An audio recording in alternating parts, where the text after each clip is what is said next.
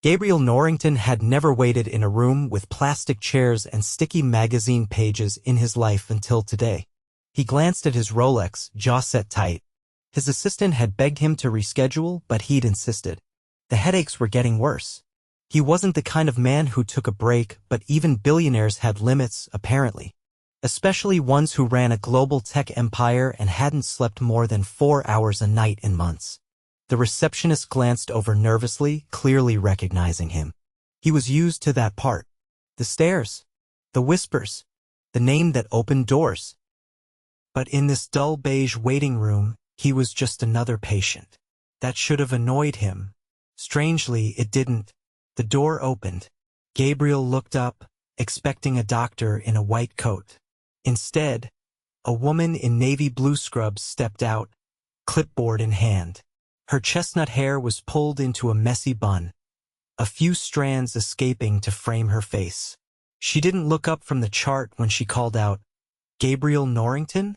He stood slowly, towering over most people in the room. Her eyes lifted, and for a split second, she blinked like she hadn't expected him to look like, well, that. He followed her into the exam room. It smelled faintly of antiseptic and lemon cleaner. "Have a seat," she said, gesturing to the padded table. "I'm Raina Zeller. I'm a PA here. Dr. Patel's running behind, so I'll start your consult." Her voice was calm, efficient, but not cold. She was all business. No fake smiles. No wide eyes. No flirting. Gabriel raised a brow.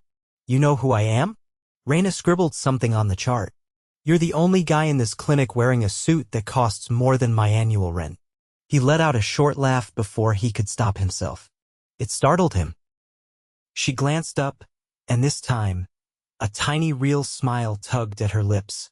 "So, what brings you in, Mr. Norrington?" "The headaches." He leaned back, folding his arms. "They've gotten worse. Behind my eyes mostly. Any vision changes?" "No, just pressure. I've had them on and off for months." She nodded, jotting something down. "You run a company, right?" He tilted his head. "You really don't know?" "I don't follow business news unless it affects my coffee prices." Gabriel stared at her. She didn't flinch. "Yeah, I run a company. Norrington Tech." There it was. The flicker of recognition. Still, she didn't act impressed. "You work long hours?" "Too long." "Sleep?" "Not enough." "Stress." He sighed. "Let's not insult each other." That made her chuckle. "Okay, I'm gonna take your blood pressure." She moved closer, wrapping the cuff around his arm. Her hands brushed his skin cool, efficient, professional, but something in the air shifted for him. He didn't know what. Maybe it was her complete lack of pretense, or how she didn't treat him like he was important. "You're tense," she said, eyes focused on the machine. "Are you surprised?" "No." "But it's not just physical tension. You look like someone who hasn't had a real conversation in a long time." That hit harder than he expected. She stepped back, wrote some notes, and met his gaze. "You don't need a pill. You need to stop working yourself into the ground. I didn't come for life advice. You came for help. Sometimes those are the same thing." Gabriel looked at her, really looked at her. She couldn't be older than 30, but there was something about her, an intensity in her eyes, like she saw through people too easily. "I can't exactly disappear from my company." "No, but you can start by sleeping. Eating. Breathing. You're not a machine." "I've built machines that function better than I do right now," he muttered. Raina smiled faintly. "That's the first honest thing you've said." He raised a brow. "You always talk to patients like this?" "Only the ones who think they're invincible." There was a knock and the actual doctor entered. Raina stepped aside and the moment was broken. But something lingered. By the end of the appointment, Gabriel had a referral for a neurologist and a list of changes he should make. He'd barely heard any of it. His mind kept circling back to her. As he stood to leave, he paused. "Is there a way I could follow up with you, I mean?" Raina blinked. "I'm not a concierge PA. You don't need me." He hesitated. "I think I do." She looked at him then, really looked. Her voice was softer when she said, "Take care of yourself, Mr. Norrington." He walked out, his driver already waiting at the curb. But for the first time in months, he didn't get into the car. Instead, he stood there on the sidewalk, watching the glass doors close behind him, wondering how a woman in scrubs had just made the world feel different. He didn't know yet that Raina Zeller would be the one to heal more than his headaches. She'd end up healing his heart. And he had no idea he was already falling. Gabriel hadn't set foot in a grocery store in over a decade. But there he was, standing in the produce aisle of an off-brand market in Brooklyn, holding a bunch of kale like it might explode. He had no idea what he was doing. It had been 4 days since the clinic visit. He hadn't stopped thinking about her. Not in the obsessive, possessive way he'd seen in men with too much power and too little purpose. No, this was something else.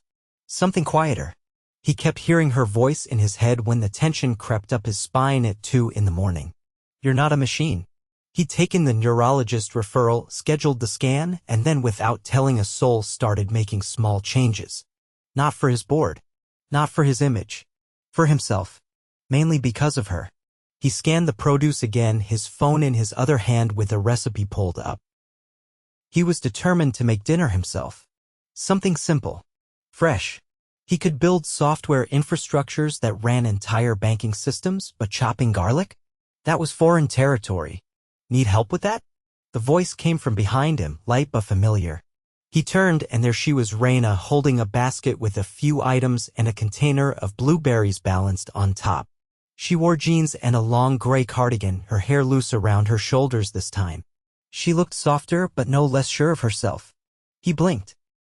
"Do you always appear out of thin air when I have no idea what I'm doing? You're holding cilantro, not kale."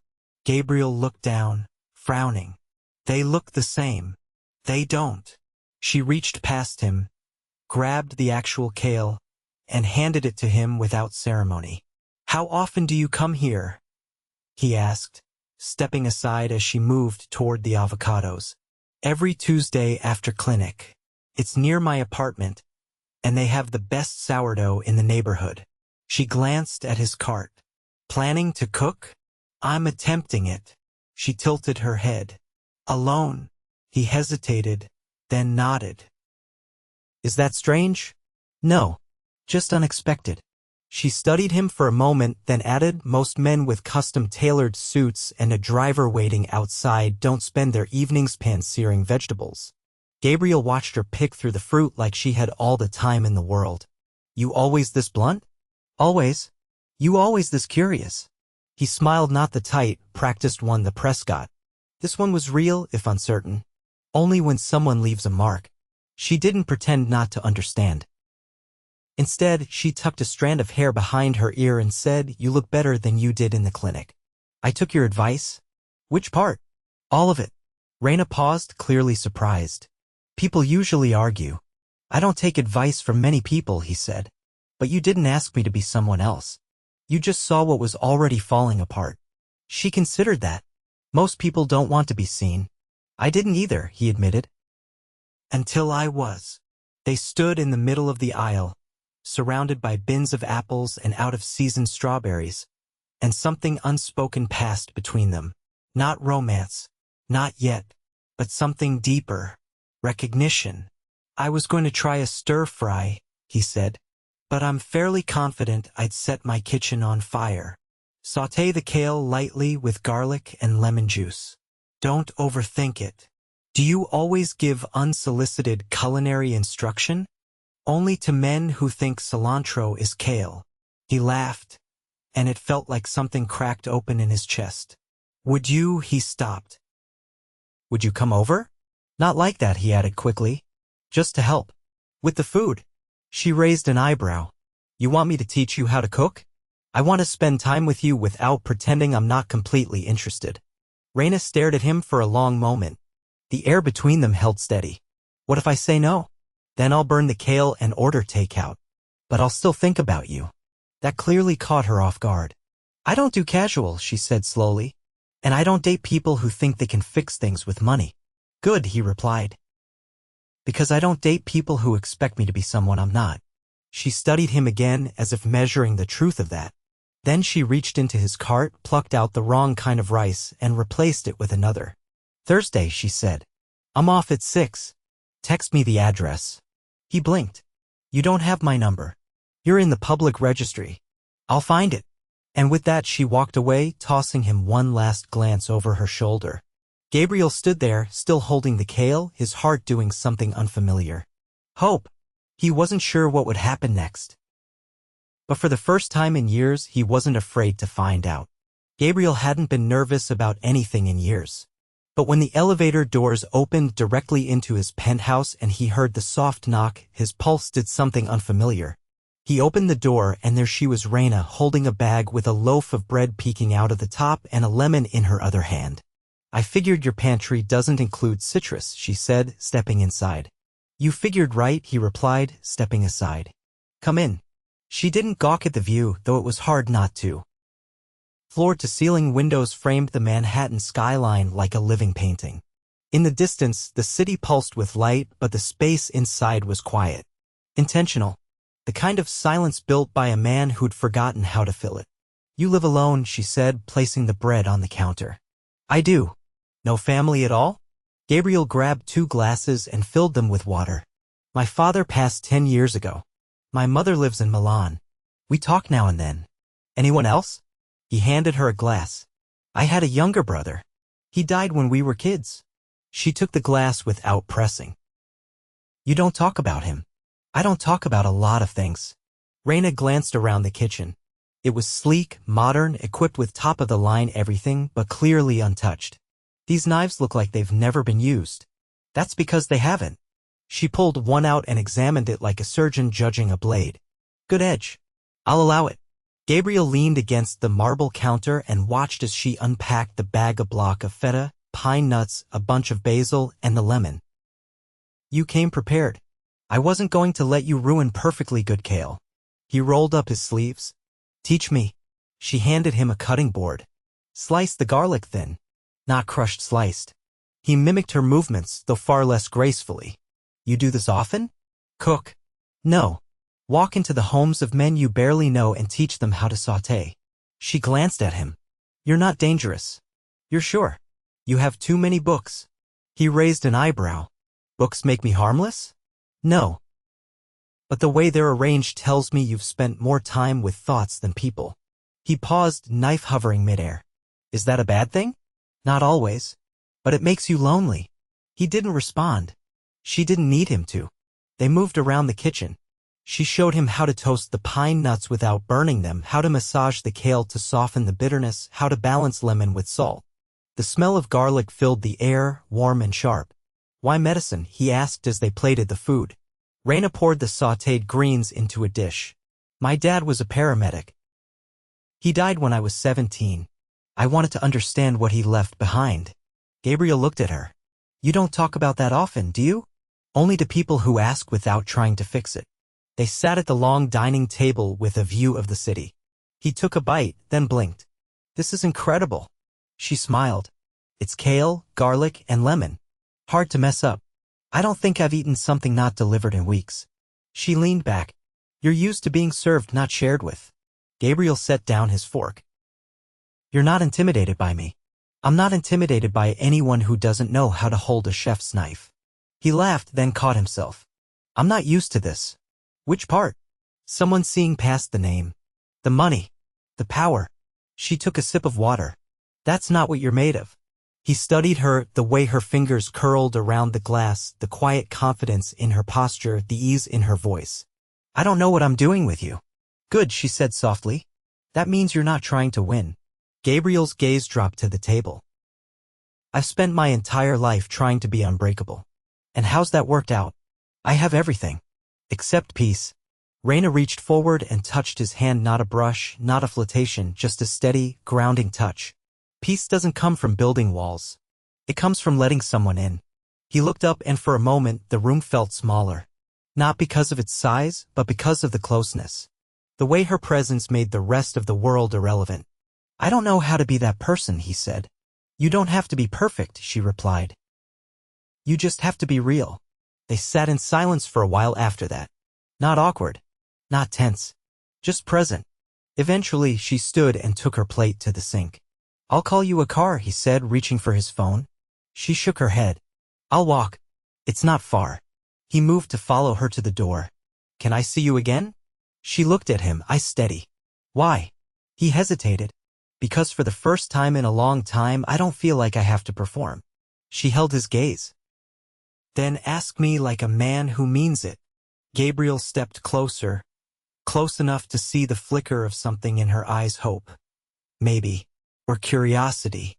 "Raina," he said, voice low, "I want to see you again. Not because I'm used to getting what I want, but because I don't want to go back to before I met you." That was the truth. No armor. No deflection. She nodded once. "Okay." She left without another word, disappearing into the elevator. He stood there long after the doors closed. The penthouse didn't feel as quiet anymore. And for the first time in years, Gabriel knew what it meant to want something that couldn't be bought, bargained, or built. He wanted her. The gala was opulent, even by Manhattan standards, a glass-topped atrium glowing with chandeliers, the marble floor reflecting every flash of diamond and silk. Waiters in black ties moved like shadows with trays of champagne, and the city's most powerful circled the room like it was a private chessboard. Gabriel stood near the center, his tuxedo tailored within a millimeter of perfection, but his eyes were elsewhere. He'd hosted this annual Norrington Innovation Ball for years, fundraising for tech education initiatives. It usually felt like another performance, another layer of polish. But tonight, everything felt different, because she was here. Raina had arrived 20 minutes earlier in a midnight blue gown he hadn't chosen, hadn't paid for, hadn't even known she owned. And yet, she looked like she belonged in this world more than anyone else. Not because of the dress, but because of the way she moved unapologetically, with the kind of grace that didn't require validation. She was speaking with one of the foundation board members now, her posture relaxed, her expression thoughtful. Gabriel had introduced her as a guest. That was all it had taken for the whispers to begin. No one dared ask questions directly, but he saw the flickering glances. He didn't care. He crossed the floor toward her, ignoring the man who tried to intercept him with a question about next quarter's forecast. "Dance with me," Gabriel said as he reached her. Raina looked up, her brows lifting just slightly. "There's no music." "There will be." He nodded at the quartet stationed near the fountain, and they immediately began to play soft strings weaving into the air like invitation. She hesitated. "This isn't exactly my scene. Neither is it mine. Not anymore." He held out a hand. "Come on." She placed her hand in his. As they moved to the center of the floor, a few couples followed, but Gabriel didn't notice anyone else. He settled his hand at the small of her back, guiding her with ease. She followed without hesitation. "I've been thinking," she said quietly as they turned. "About this, us." Gabriel's jaw tensed slightly. "You're having doubts." She didn't look away. "I'm trying to understand what this means. You built a world that doesn't make space for interruptions. And I'm not a quiet addition." "You're not an addition," he said. "You're the first piece that's ever fit." She blinked and for once didn't have a quick reply. "I built this life like armor," he continued. "Company, structure, expectations. It all kept people out. And now, I don't want the armor anymore." Raina slowed slightly, their steps still in rhythm. "I'm not someone who disappears into someone else's life. I don't want you to." She studied his face. "Then what do you want?" Gabriel's voice dropped. "I want to wake up and know you're next to me. I want to come home from meetings and hear your voice in the kitchen. I want a life that doesn't feel hollow when the work is done. I want you." She didn't answer for a moment. The music swelled around them, the city lights glowing through the glass above. "I've never been someone's first choice," she said quietly. "You've been mine since the second you said my suit cost more than your rent." Raina let out a short breath, half a laugh, half a release. "You remember that?"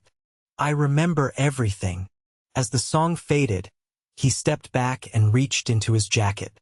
From the inner pocket, he pulled out a small velvet box. Her eyes widened. Gabriel, let me finish. He opened it. A simple ring. No excess, no flash. Just a single diamond set in a platinum band. I'm not asking you to give up your independence, he said. I'm asking you to share your life with me. Not because I need someone to fill a space, but because I finally found the one person who makes this everything mean something. She stared at the ring, then at him. You're serious. I've never been more. I don't care about money, she said. I know. I don't care about power or privilege, or whatever this world thinks you represent. I know that too. Raina's voice trembled slightly. Then I need to know you're not asking this because you're afraid of losing me. Gabriel stepped closer. I'm asking because I'm ready to be found. Her breath caught. He held the box steady, unwavering. I don't need an answer tonight, he said. But I need you to know that I want forever. Not the version I built alone. The one we build together. She reached out slowly and closed the box without taking it. Then she wrapped her arms around his neck and pressed her forehead to his. You don't need to wait, she whispered. The answer's yes. Gabriel's hands tightened around her waist as the room blurred around them. The music, the lights, the people, it all faded. There was only her. Later that night, they stood on the terrace of his penthouse again, the city below them, the stars above. I never imagined this, she said, barefoot now, the hem of her gown brushing the tile. Neither did I, he replied, slipping the ring onto her finger. You waited in a clinic and walked out with a diagnosis you never expected. Gabriel smiled. Turns out I wasn't looking for a cure. I was waiting for you. And in that moment, with the wind moving softly around them and her hand in his, the armor he'd spent his whole life building finally fell away. Not shattered. Shed. Because he didn't need it anymore. He wasn't alone. The wedding was held at the Norrington estate in the Hamptons, but Raina had insisted on one thing: no spectacle. No media, no socialites flown in from 5 continents, no 5-tier cake flown in from Paris.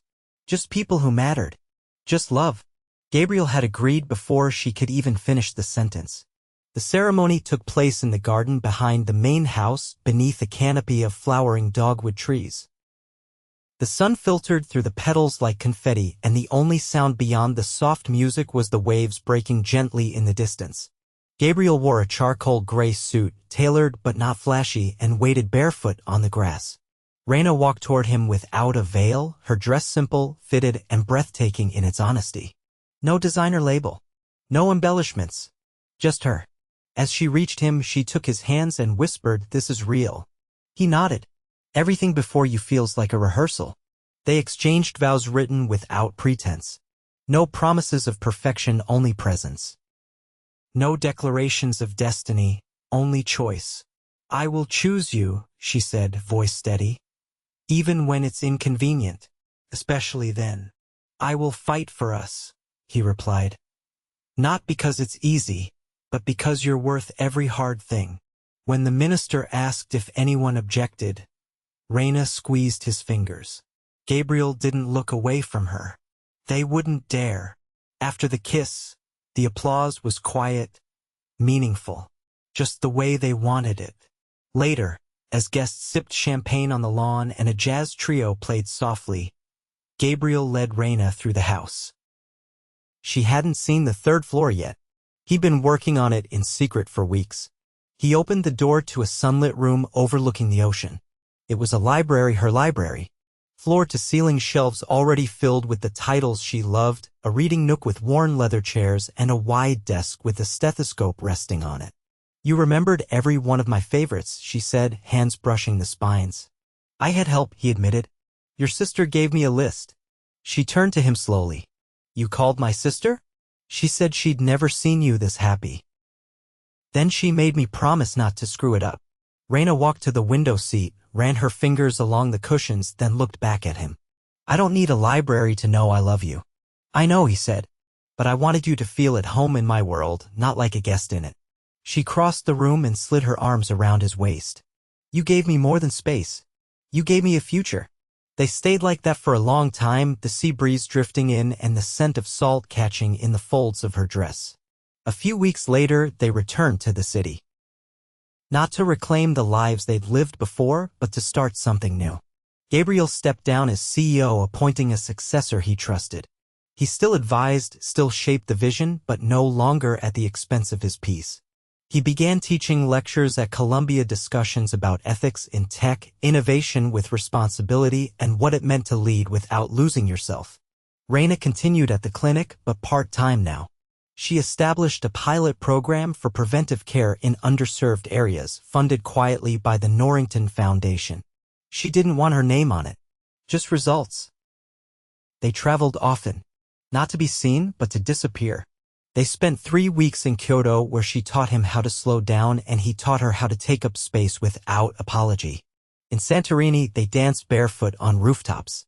In Reykjavik, they stood in silence beneath the northern lights, his arms wrapped around her as if anchoring her to the earth. They argued sometimes. Over the grocery list.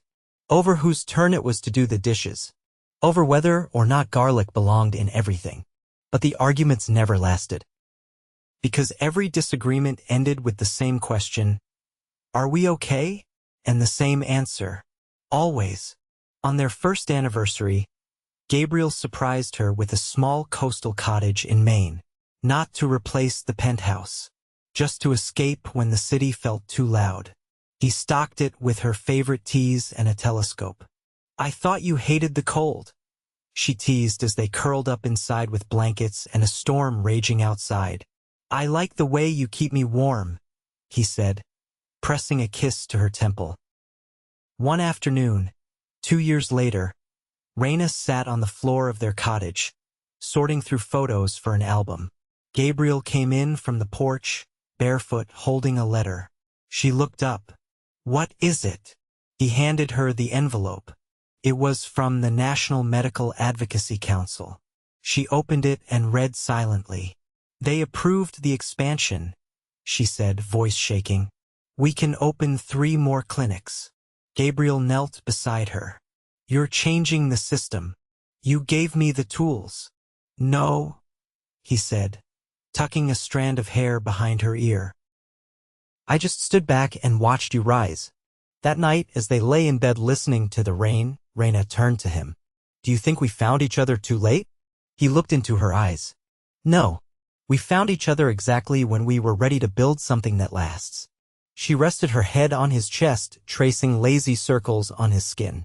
"I never imagined this. A life that feels like breathing." He kissed the top of her head.